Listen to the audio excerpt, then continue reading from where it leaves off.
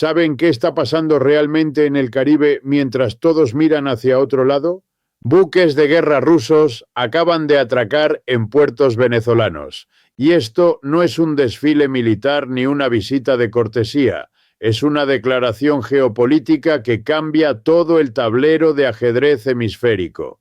Si este análisis te resulta valioso, te invito a suscribirte a este canal de YouTube, darle like a este video y compartirlo con quienes buscan comprender las verdaderas dinámicas del poder global. También me encantaría saber desde dónde nos estás viendo. Déjanos tu ubicación en los comentarios. Soy Richard de Wolf y durante décadas he estado analizando las contradicciones y crisis inherentes al sistema capitalista, trabajando para popularizar la compleja teoría económica y abogar por los lugares de trabajo democráticos. Hoy quiero compartir contigo lo que he aprendido de mi investigación, mi enseñanza y cada lucha por la justicia económica que he presenciado.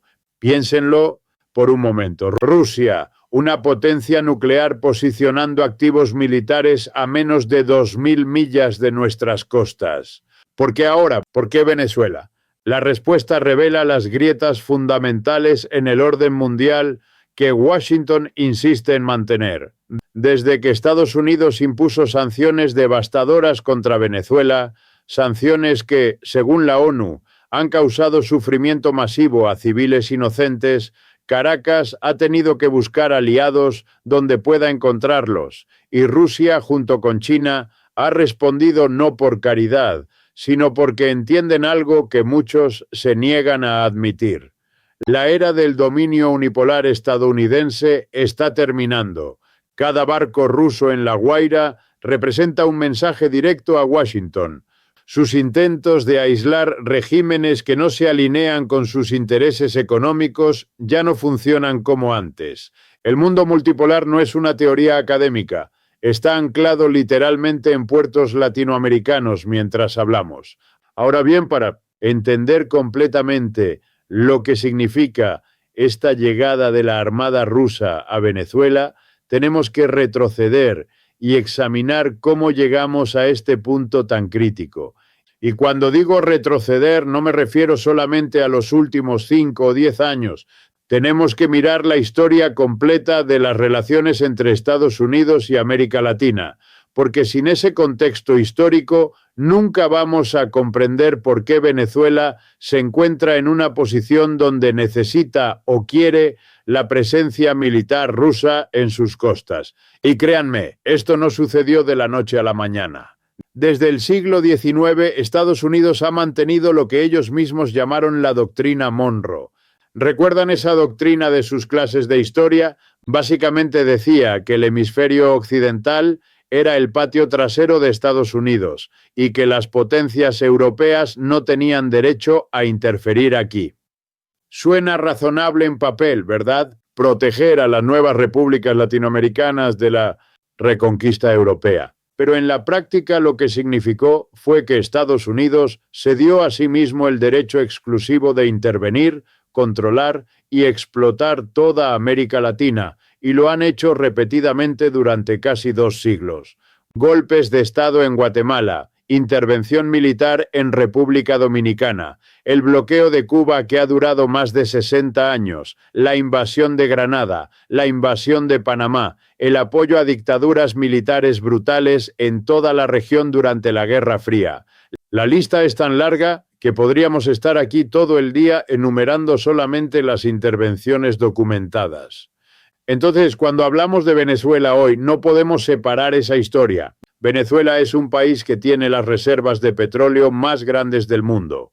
Déjenme repetir eso porque es absolutamente crucial. Las reservas de petróleo más grandes del mundo, más que Arabia Saudita, más que Rusia, más que cualquier otro país en el planeta. Y ese petróleo durante décadas fue controlado y explotado principalmente por compañías estadounidenses y europeas. Las ganancias salían de Venezuela hacia Nueva York, hacia Londres, hacia Houston. El pueblo venezolano veía muy poco de esa riqueza tremenda que estaba literalmente bajo sus pies. Cuando Hugo Chávez llegó al poder en 1999, prometió cambiar esa dinámica y lo hizo. Nacionalizó la industria petrolera, o más precisamente, recuperó el control que Venezuela constitucionalmente ya debía tener sobre sus propios recursos naturales. Usó esos ingresos petroleros para programas sociales masivos, educación gratuita, atención médica gratuita, vivienda subsidiada, programas de alimentación. Millones de venezolanos salieron de la pobreza. La desigualdad se redujo dramáticamente. Ahora pueden estar de acuerdo o en desacuerdo con las políticas específicas de Chávez. Pueden criticar aspectos de su gobierno, y hay mucho que criticar legítimamente, pero el hecho fundamental es que él redistribuyó la riqueza del petróleo hacia la población general en lugar de permitir que continuara fluyendo hacia las corporaciones extranjeras. Y eso, desde la perspectiva de Washington y de Wall Street, fue un pecado imperdonable, porque aquí está la cuestión que raramente se discute abiertamente en los medios estadounidenses. El sistema económico global que Estados Unidos lidera depende de mantener a los países del sur global en una posición subordinada. Sus recursos naturales deben estar disponibles a precios baratos para nuestras corporaciones. Sus mercados deben estar abiertos a nuestros productos. Sus gobiernos deben ser amigables con nuestros intereses empresariales. Y cuando un país dice, no, vamos a usar nuestros propios recursos para beneficiar a nuestra propia gente primero, entonces ese país se convierte en un problema que debe ser resuelto. No importa si ese país es democrático o no, no importa si la redistribución de riqueza está ayudando a millones de personas o no. Lo que importa es que está desafiando el orden económico que beneficia a nuestras élites corporativas. Entonces, ¿qué hace Estados Unidos cuando un país como Venezuela toma ese camino?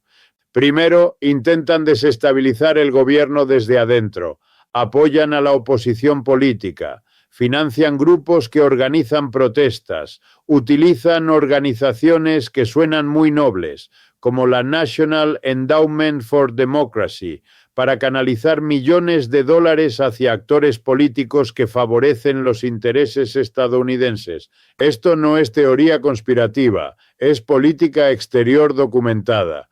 Luego vienen las sanciones económicas, y aquí es donde tenemos que ser muy claros sobre lo que realmente significan las sanciones, porque la palabra suena tan técnica, tan limpia, tan diplomática.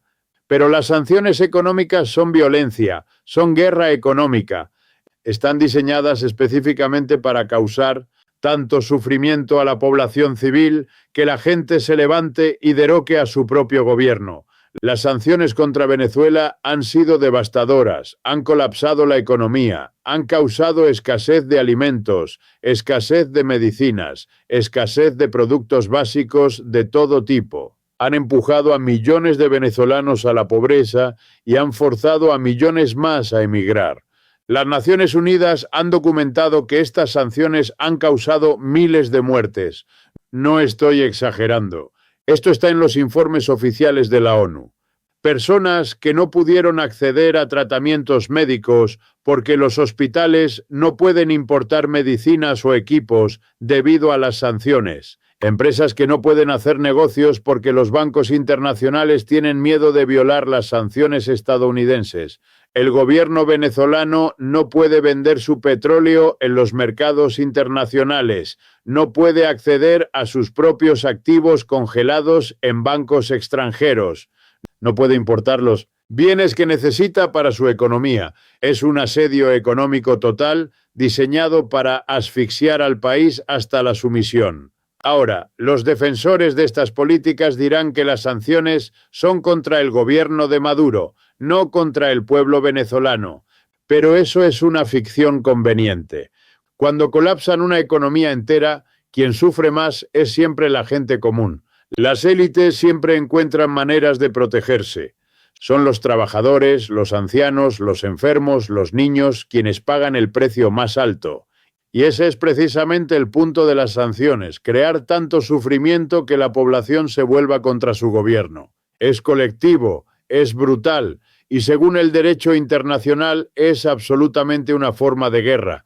Entonces, Venezuela, bajo este asedio económico tremendo, ¿qué opciones tiene? Pueden rendirse, pueden instalar un gobierno que Washington apruebe, pueden volver al modelo anterior donde las corporaciones extranjeras controlan sus recursos y las ganancias fluyen hacia afuera, mientras la mayoría de la población vive en pobreza. Esa es la opción que Estados Unidos prefiere. O pueden resistir, pueden buscar aliados que también estén dispuestos a desafiar el orden económico dominado por Estados Unidos.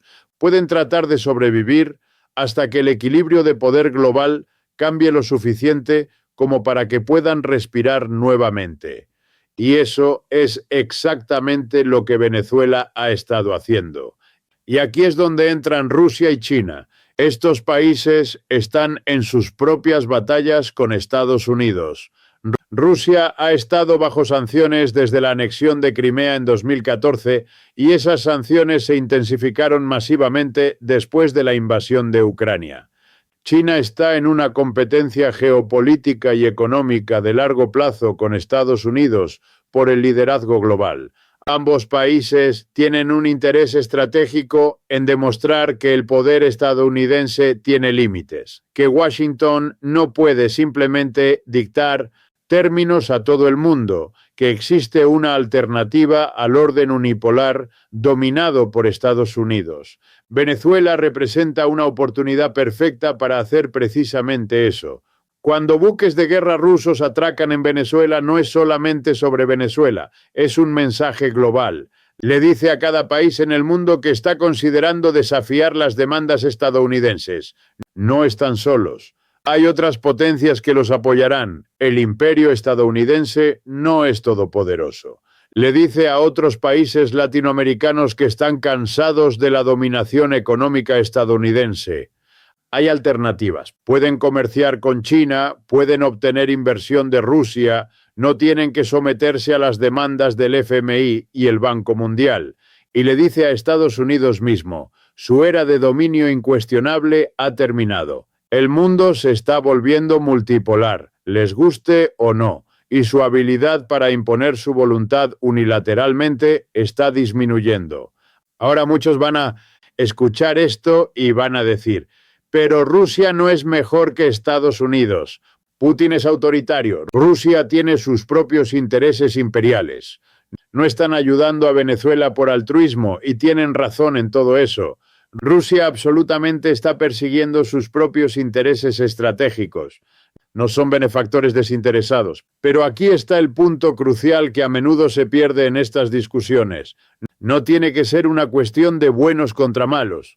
Podemos reconocer que Rusia es autoritaria, que tiene sus propias ambiciones imperiales, que Putin no es un defensor de la democracia o los derechos humanos, y al mismo tiempo reconocer que en este contexto específico la presencia rusa en Venezuela está cumpliendo una función que limita el poder estadounidense, de manera que podría beneficiar no solo a Venezuela, sino a la autonomía de todo el hemisferio. El problema fundamental no es si Rusia es buena o mala. El problema es el sistema unipolar donde una potencia puede unilateralmente decidir estrangular económicamente a cualquier país que no se alinee con sus intereses. Ese sistema es inherentemente antidemocrático a nivel global. Un mundo multipolar donde múltiples centros de poder se equilibran entre sí, donde los países más pequeños pueden jugar a diferentes potencias, una contra otra para mantener su propia autonomía. Ese mundo es potencialmente más democrático que uno donde una superpotencia reina suprema.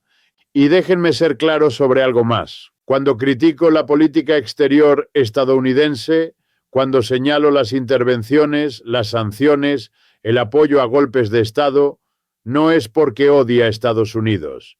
Vivo aquí, trabajo aquí, este es mi hogar. Es precisamente porque me importa este país que creo que debemos enfrentar honestamente lo que nuestro gobierno hace en nuestro nombre alrededor del mundo. La grandeza real de una nación no viene de su capacidad de dominar a otros, viene de su capacidad de cooperar, de respetar la soberanía de otros países, de construir un orden internacional basado en la igualdad en lugar de la jerarquía. Y cuando miro la situación en Venezuela, veo todas las mismas dinámicas que hemos visto repetirse una y otra vez a lo largo de la historia. Un país del sur global intenta tomar control de sus propios recursos, intenta redistribuir la riqueza hacia su propia población, y las potencias del norte global hacen todo lo posible para sabotear ese esfuerzo. A veces funciona, a veces no. En Chile funcionó. Derrocaron a Allende e instalaron a Pinochet. En Cuba no funcionó. El gobierno revolucionario ha sobrevivido 65 años de bloqueo. En Nicaragua, en los 80, financiaron a los contras para derrocar a los sandinistas. En Bolivia, en 2019, apoyaron el golpe contra Evo Morales, aunque el partido de Morales eventualmente regresó al poder. El patrón es consistente, incluso cuando los resultados varían. Lo que hace que Venezuela sea particularmente significativo en este momento histórico es que está sucediendo justo cuando el equilibrio de poder global está cambiando fundamentalmente. Cuando Estados Unidos derrocó a Allende en Chile, eran los años 70 y Estados Unidos estaba en la cima de su poder global. La Unión Soviética existía, pero estaba debilitándose. China estaba saliendo del caos de la revolución cultural. El resto del mundo en desarrollo era mayormente impotente. Estados Unidos podía hacer básicamente lo que quisiera en América Latina sin consecuencias reales. Pero ahora estamos en 2025 y el mundo es radicalmente diferente. China es la segunda economía más grande del mundo y en muchas medidas ya superó a Estados Unidos. Rusia ha reconstruido su capacidad militar y ha demostrado en Siria y ahora en Ucrania que está dispuesta a usar esa capacidad. India es una potencia emergente. Brasil está afirmando su propia voz regional. El sur global está cada vez más coordinado en instituciones como los BRICS. El orden económico global está fragmentándose entre un bloque liderado por Estados Unidos y estructuras alternativas construidas alrededor de China y Rusia. En este contexto, cuando Rusia envía buques de guerra a Venezuela, representa algo mucho más grande que un solo país ayudando a otro. Representa el fin de la era donde Estados Unidos podía simplemente declarar que el hemisferio occidental es su zona exclusiva de influencia y esperar que el resto del mundo lo aceptara. Representa la realidad de que otros países ahora tienen la capacidad y la voluntad de proyectar poder en áreas que Estados Unidos consideraba su territorio privado. Presenta un cambio sísmico en las relaciones internacionales que va a definir el resto del siglo XXI. Y déjenme abordar el argumento que inevitablemente surge en estas conversaciones. ¿Qué pasa con la democracia en Venezuela? ¿No deberíamos apoyar a la oposición democrática contra un régimen autoritario? Y miren, estas son preguntas legítimas. La situación política en Venezuela es complicada. Hay problemas reales con la gobernanza democrática. Allí hay represión contra la oposición. Hay elecciones cuestionadas. Todo eso es verdad. Pero aquí está la pregunta que tenemos que hacernos honestamente. ¿Es la preocupación de Estados Unidos realmente sobre la democracia? Porque si miramos el historial, Estados Unidos ha apoyado dictaduras brutales por todo el mundo, cuando esas dictaduras servían a intereses estadounidenses. He visto esto con mis propios ojos a lo largo de mi carrera. Apoyamos a Pinochet en Chile, a los generales en Argentina durante la Guerra Sucia, a Somoza en Nicaragua, a Batista en Cuba, a Sugarto en Indonesia, al Shah en Irán, a Mubarak en Egipto, a la familia Saud en Arabia Saudita, que es quizás el régimen más autoritario en el planeta. La lista continúa y continúa. Claramente, la democracia no es el factor determinante en si Estados Unidos apoya o se opone a un gobierno extranjero. El factor determinante es si ese gobierno sirve a los intereses económicos y estratégicos estadounidenses. Un dictador que abre su economía a las corporaciones estadounidenses, que vota con Estados Unidos en las Naciones Unidas, que aloja bases militares estadounidenses. Ese dictador es llamado un aliado, un socio, un país amigable, un gobierno democráticamente electo, que nacionaliza sus recursos, que comercia con países que Estados Unidos no aprueba, que vota independientemente en foros internacionales. Ese gobierno es llamado autoritario, una amenaza, un régimen que debe ser removido. Entonces, cuando escuchamos a políticos estadounidenses expresar preocupación sobre la democracia en Venezuela, tenemos que tomar eso con un grano de sal muy grande. Si realmente les importara la democracia en Venezuela, no estarían imponiendo sanciones que castigan colectivamente a toda la población. No estarían apoyando intentos de golpe de Estado como el de Juan Guaidó en 2019, donde simplemente declararon que él era el presidente legítimo sin ninguna base legal o constitucional. No estarían tratando de estrangular económicamente al país hasta que la gente esté tan desesperada que acepten cualquier cambio de régimen. Esas no son políticas que promuevan la democracia, son políticas diseñadas para imponer un cambio de régimen favorable a los intereses estadounidenses, sin importar lo que la población venezolana realmente quiera. Y esto me lleva a un punto más amplio sobre la hipocresía en la política exterior. Estados Unidos se presenta como el defensor del orden internacional basado en reglas. Constantemente invocamos el derecho internacional, la soberanía nacional, la democracia, los derechos humanos, pero luego violamos sistemáticamente todos esos principios cuando nos conviene. Invadimos Irak sin autorización del Consejo de Seguridad de la ONU. Imponemos sanciones unilaterales que violan la soberanía económica de otros países. Apoyamos golpes contra gobiernos democráticamente electos. Torturamos prisioneros en Guantánamo y sitios negros alrededor del mundo. Tenemos el mayor arsenal nuclear del planeta, pero decimos a otros países que no pueden desarrollar armas nucleares. Espiamos a líderes mundiales, incluyendo a nuestros propios aliados. La lista de violaciones al orden internacional basado en reglas por parte de Estados Unidos es enorme. Entonces, cuando Rusia proyecta poder militar en Venezuela y Estados Unidos lo condena como una violación de normas internacionales, hay que reconocer la ironía monumental. Estados Unidos tiene aproximadamente 800 bases militares en países extranjeros alrededor del mundo. 800. Rusia tiene algo así como 20. China tiene 2 o 3. Pero cuando Rusia estaciona algunos buques en Venezuela por algunas semanas, de repente es una crisis, una amenaza al hemisferio, una violación del orden internacional, la falta de autoconciencia. Es asombrosa. Lo que realmente está sucediendo es que el orden internacional dominado por Estados Unidos, el orden que fue establecido después de la Segunda Guerra Mundial, cuando Estados Unidos era la potencia hegemónica incuestionable, ese orden está siendo desafiado y las élites estadounidenses, tanto demócratas como republicanos, están teniendo mucha dificultad aceptando esta nueva realidad. Están acostumbrados a un mundo donde Estados Unidos establece las reglas y todos los demás las siguen. Un mundo donde el dólar es la moneda de reserva indiscutible, donde el FMI y el Banco Mundial imponen políticas neoliberales en todo el sur global, donde las corporaciones estadounidenses tienen acceso preferencial a recursos y mercados en todo el mundo, donde la OTAN se expande hacia el este sin consecuencias, donde Estados Unidos puede invadir países cuando quiera sin enfrentar sanciones o condena internacional real. Pero ese mundo está muriendo.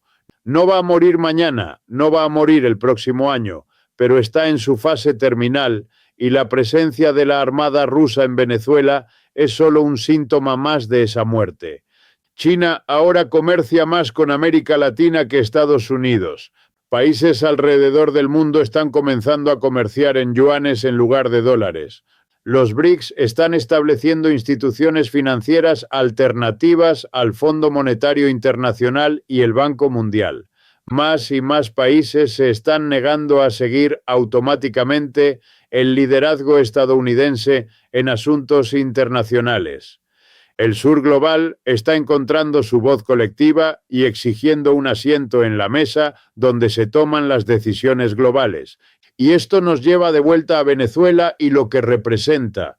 Venezuela no es solo un país bajo asedio económico, es un campo de batalla en una lucha mucho más grande sobre el futuro del orden mundial. ¿Va a ser un orden unipolar donde una superpotencia dicta términos o va a ser multipolar, donde el poder está más distribuido? ¿Van a poder los países del sur global controlar sus propios recursos y destinos o van a continuar subordinados a los intereses de las potencias del norte global? Estas son las preguntas fundamentales de nuestra era y se están disputando en lugares como Venezuela, Siria, Ucrania, el Mar del Sur de China y docenas de otros puntos de conflicto alrededor del mundo. Personalmente, creo que un orden multipolar, a pesar de todos sus problemas y peligros, preferible a un orden unipolar, no porque las otras potencias sean necesariamente mejores que Estados Unidos en términos morales, sino porque el poder concentrado siempre tiende hacia el abuso. Cuando una potencia reina suprema no tiene controles sobre su comportamiento, puede hacer lo que quiera sin consecuencias. Eso, inevitablemente, lleva a la arrogancia, a la explotación, a la violencia. Un sistema donde múltiples potencias se equilibran entre sí, donde hay competencia real, donde los países más pequeños pueden tener opciones sobre con quién alinearse ese sistema. Tiene el potencial de ser más justo, más democrático a nivel global. Ahora, tengo que terminar con esto porque es absolutamente crucial.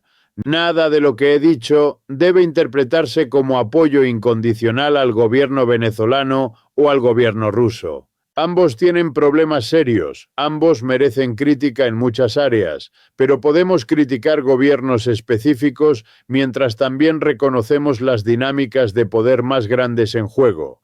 Podemos oponernos al autoritarismo donde quiera que aparezca, ya sea en Moscú, Caracas, Washington o cualquier otro lugar, mientras también nos oponemos al imperialismo, a las sanciones económicas que matan a civiles, a las intervenciones que violan la soberanía nacional.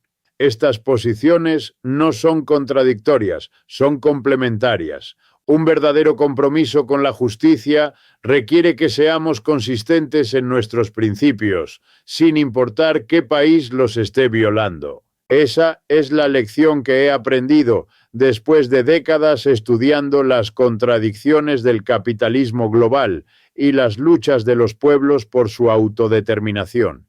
Y es una lección que debemos llevar con nosotros mientras navegamos este momento histórico de transformación mundial.